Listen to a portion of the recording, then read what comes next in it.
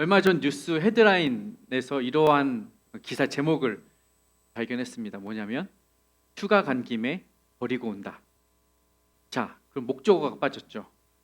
퀴즈 내겠습니다. 휴가 간 김에 버리고 온다. 1번 쓰레기, 2번 애인, 3번 강아지. 정답은 하나예요. 1번과 2번은 결국 같은 거니까 정답은 3번이었습니다. 애견 가족들이 들으면 깜짝 놀랄 만한 뉴스인데요. 실제로 여름철만 되면, 휴가철만 되면 그렇게 기르던 강아지들을 버리고 온답니다.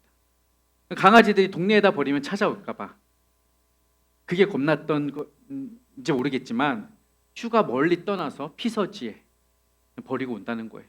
뉴스를 봤어요. 한 강아지가 시골 어디 길거리 큰 도로변에 버려져 가지고 어찌할 바를 모르고 뺑뺑 도는 거예요.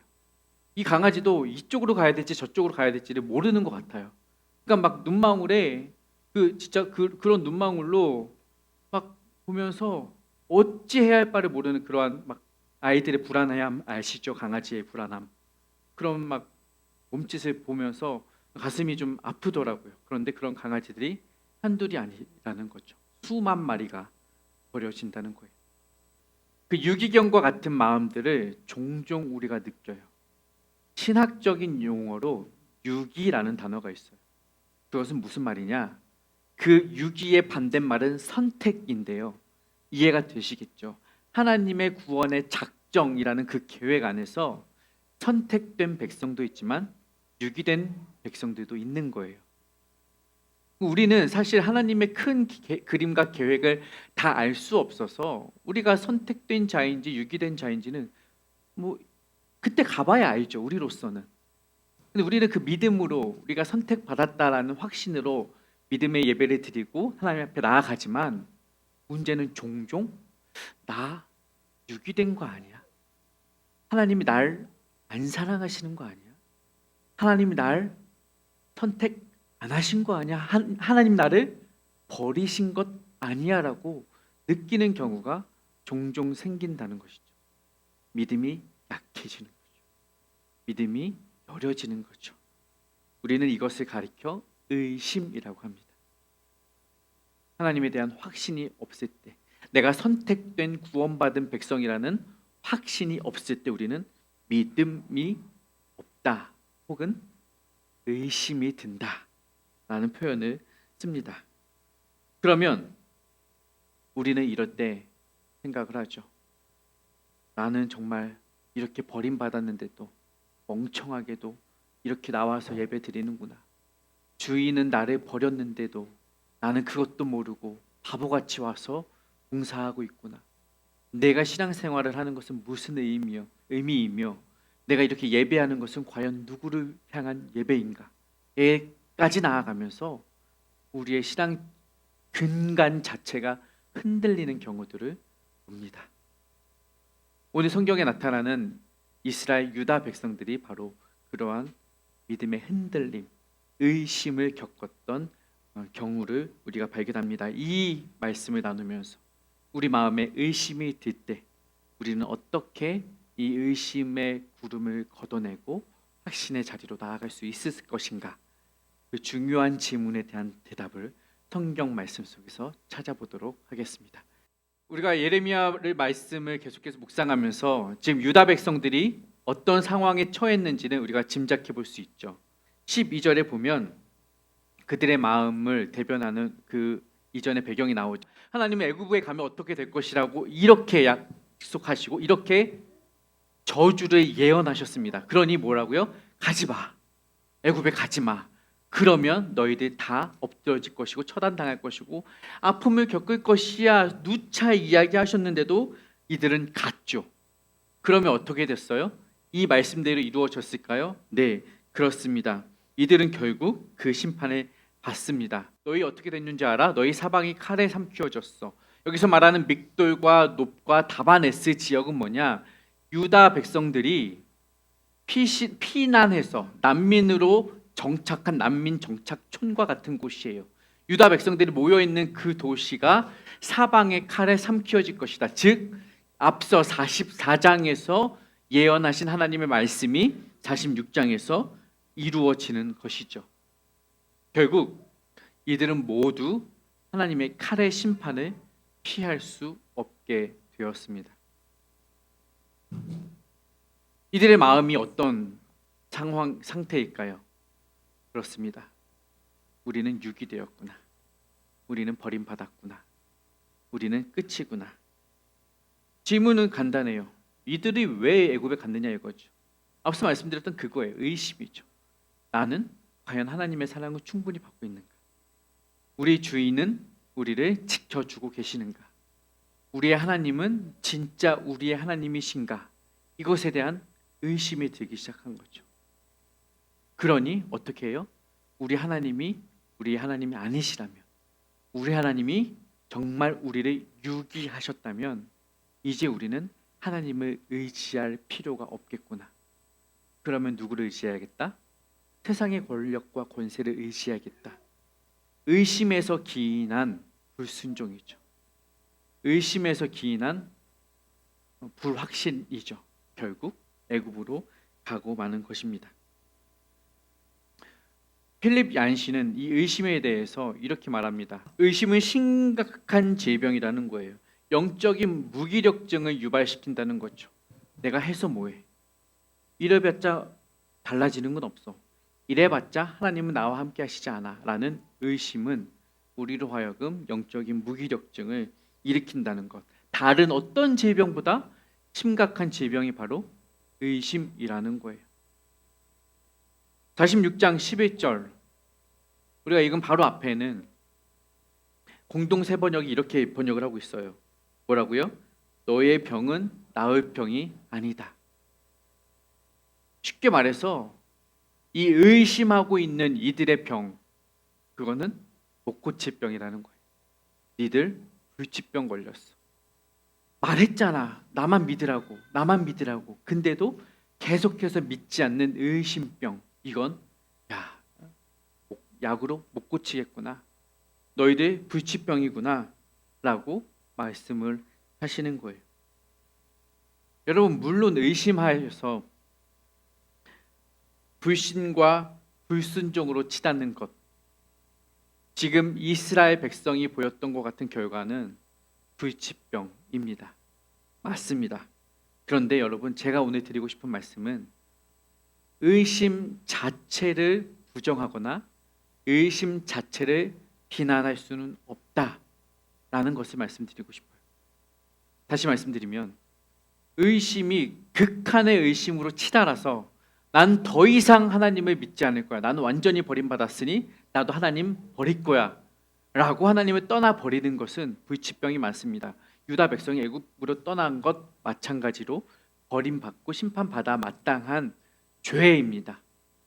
불순종. 그러나 건강한 의심이 있다라는 거예요. 무슨 말이냐? 의심을 통해서 우리가 믿음의 성장과 성숙을 가져올 수 있는 계기가 된다라는 것이죠. 예수님의 제자들이 그랬거든요. 세례 요한은 어땠습니까?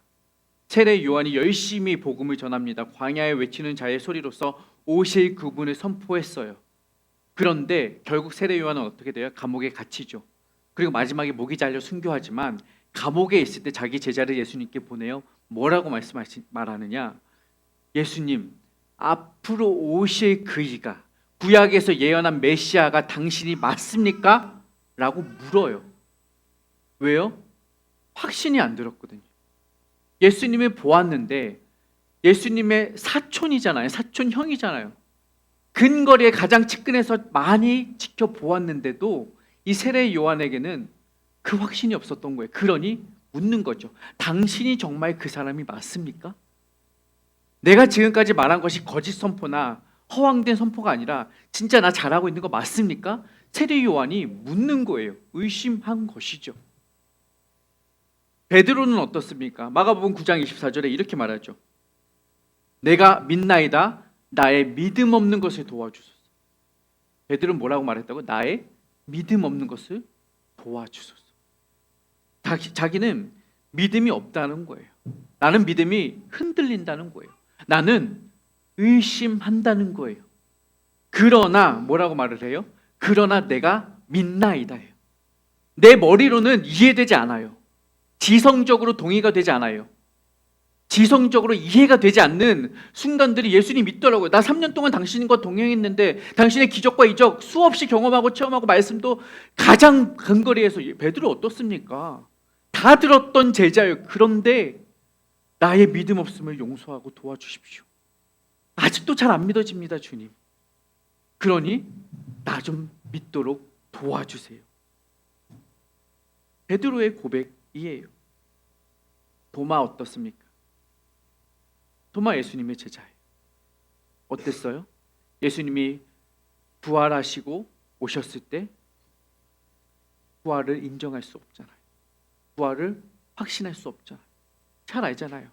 내가 그분의 손가 가슴에 창자국에 손가락을 집어넣지 않고는 내가 믿을 수 없겠다. 이것이 바울의 고백이에요. 도마의 고백이에요. 세례 요한도, 가장 뛰어난 제자 베드로도, 도마도 의심했어요. 그럼 의심하고 끝났습니까? 아니요.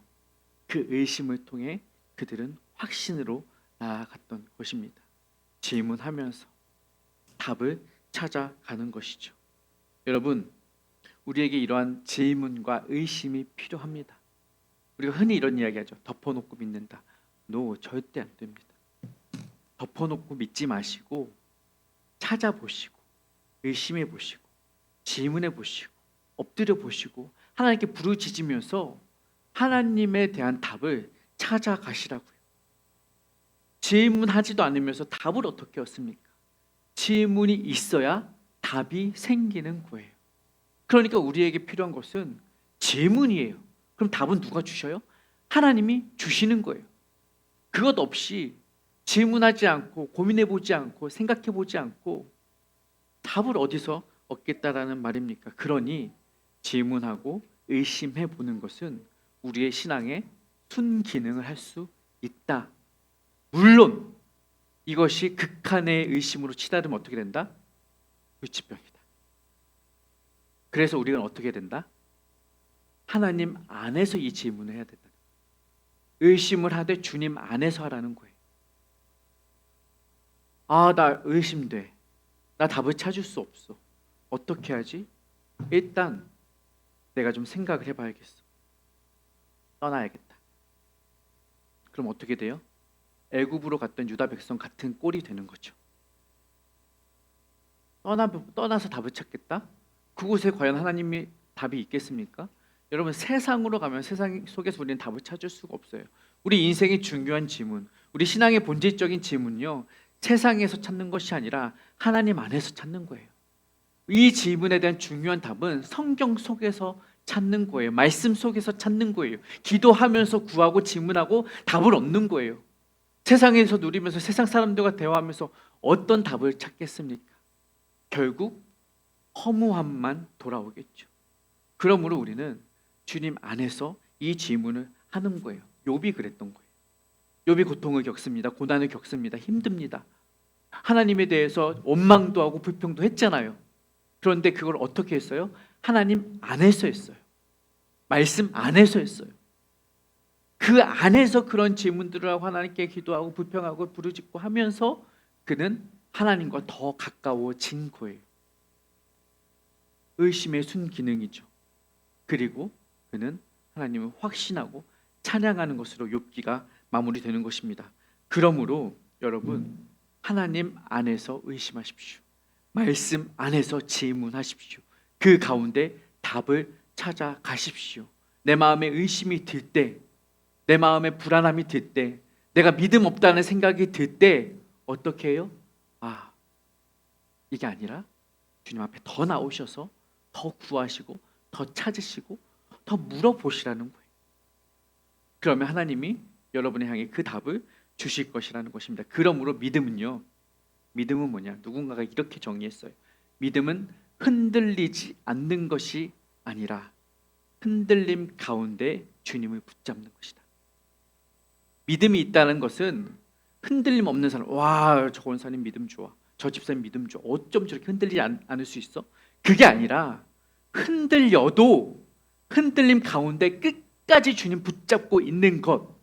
내가 의심이 되고 내가 이해되지 않고 내가 답을 찾지 못했지만 그럼에도 불구하고 주님 붙잡고 매달리면서 주님 나에게 말씀하소서, 주님 나에게 답을 주소서, 주님 나를 만나 주소서, 주님 나를 버리지 마소서, 주님 나를 사랑해 주소서. 매달리는 것, 끈질기게 애타게 주님을 구하는 것, 이게 믿음이라는 거예요. 그러면 우리는 그들의 믿음이 있다라고 판단할 수 있는 것이죠. 그러니까 우리의 믿음은 흔들림 속에서 성장을 하는 것이죠. 여러분, 간증하시는 분들 있잖아요.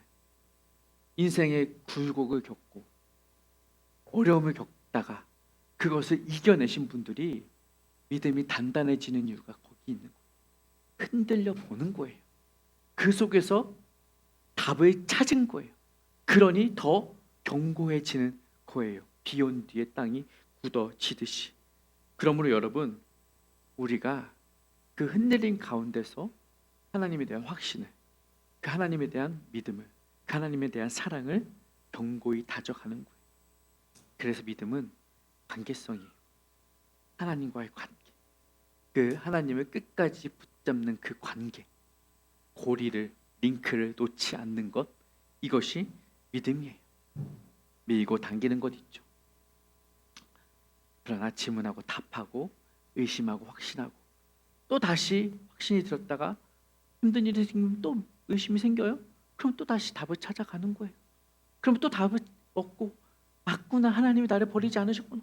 그 끊임없는 의심과 회복의 그 사이클 속에서 우리의 믿음은 점점 자라가게 된다는 것입니다. 그러므로 중요한 것은 뭐다? 하나님을 놓지 않는 것이다. 그 관계성을 유지하는 것이 중요하다는 거예요. 이스라엘 백성에게 필요했던 것이 바로 이 관계성에 대한 확신이에요. 하나님과 나의 고리가 끊어지지 않았다라는 그 확신이 필요했는데 뭐예요? 그들은 그 확신이 없었죠.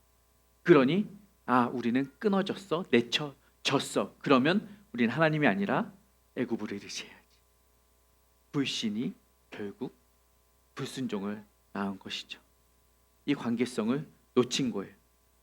그래서 하나님은 어떤 방법을 택하시느냐? 얘들아, 애굽에 끌려간 너희들아, 너희와 나는 아직 그 관계가 살아있어. 너희와 나는 귀하고 복된 그 언약 관계를 아직도 유지하고 있어. 나는 너희를 만든 하나님이고 너희는 나의 사랑하는 백성이야 라는 것을 확신시켜 주셨어요. 즉 그 관계를 확인시켜 줄 필요가 있었어요. 그래서 그들을 향해 보여주신 표현이 바로 뭐다? 야곱이라 부르신 거예요. 야곱이라. 하나님이 야곱에게 주신 말씀이 이스라엘 백성에게, 그런데 야곱이라고 표현을 하시잖아요. 그러면 야곱이 무슨 의미냐 이거죠. 우리는 그들을 이스라엘 백성이라고 불러요. 이스라엘 백성. 근데 야곱이라고 바꿔 부르신 것은 어떤 의미냐? 그 야곱이 이름이 바뀌게 된 것, 우리는 그 사건을 알죠. 야곱이 야복 강가에서 하나님의 천사와 씨름하다가 주여 나를 축복하지 아니하시면 내가 당신의 이 허리를 놓지 않겠습니다라고 매달리다가 그러면 내가 너의 이름을 이스라엘이라 명하리라.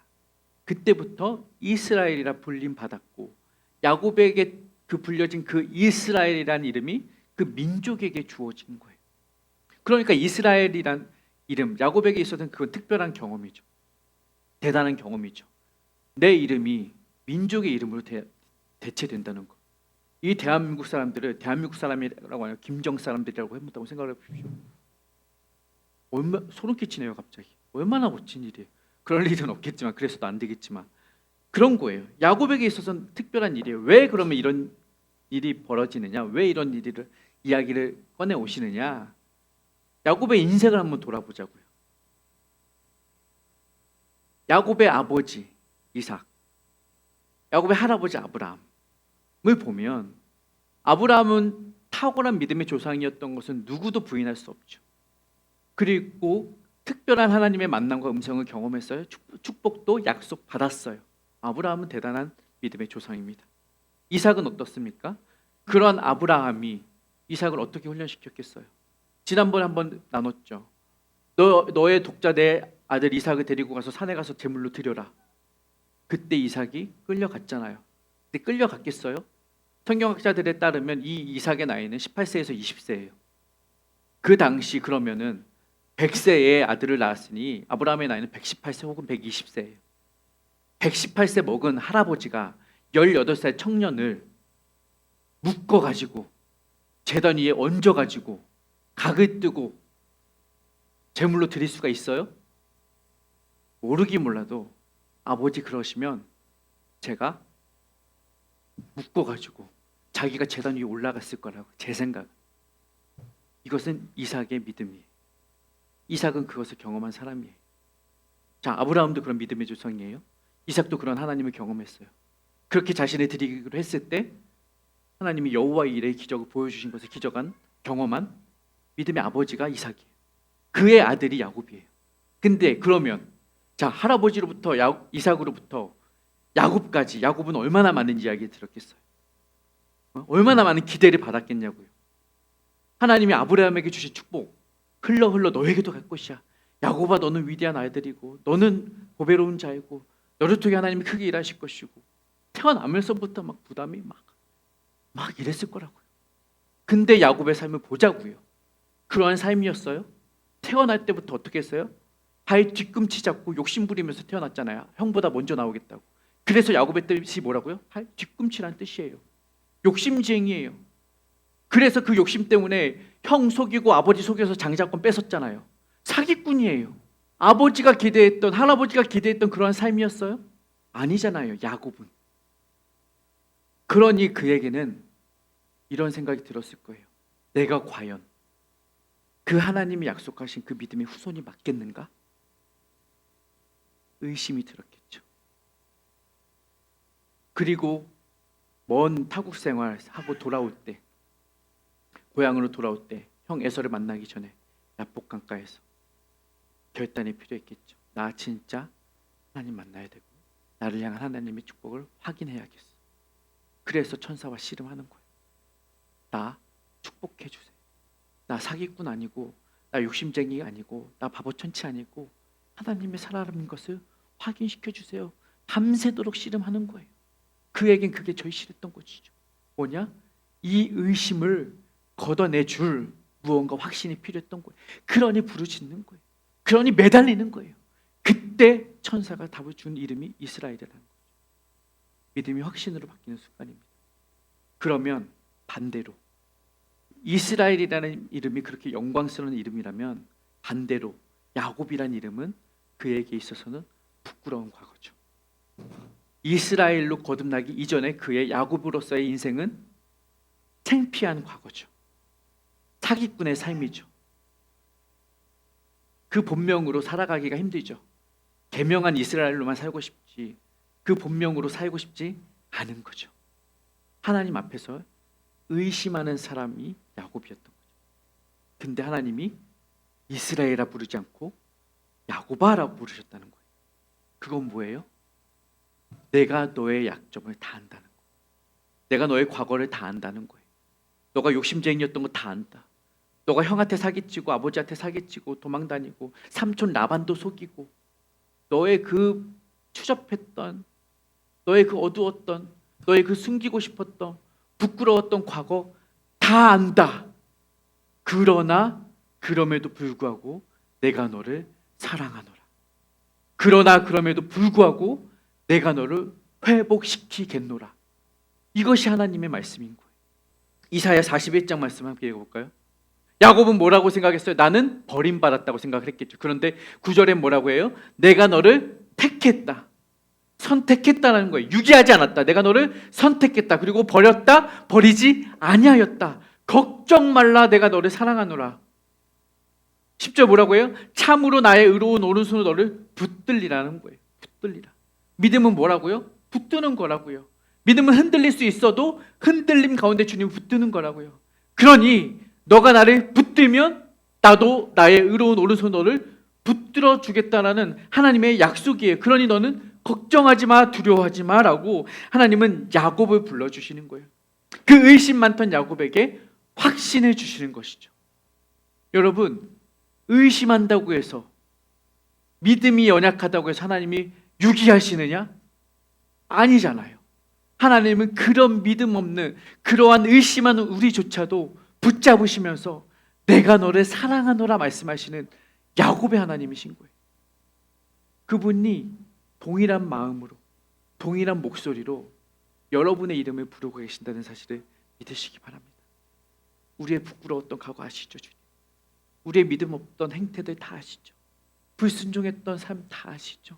얼마나 지난 한 주간 바닥을 기며 살았습니까? 우리가 얼마나 믿음 있게 살았어요? 아니잖아요. 얼마나 자랑스럽고 떳떳하게 살았어요? 아니잖아요. 우리가 집사답고 권사답게 살아요? 부족하잖아요. 성도 다 와요? 거룩해요? 아니잖아요. 그런데도 하나님은 야곱을 사랑하신 것처럼 여러분을 사랑하신다. 야곱을 부르신 것처럼 하은아 부르시고, 야곱 부르신 것처럼 하나 부르시면서 우리를 향한 그 사랑을 다시 한번 확인시켜 주시는 거예요.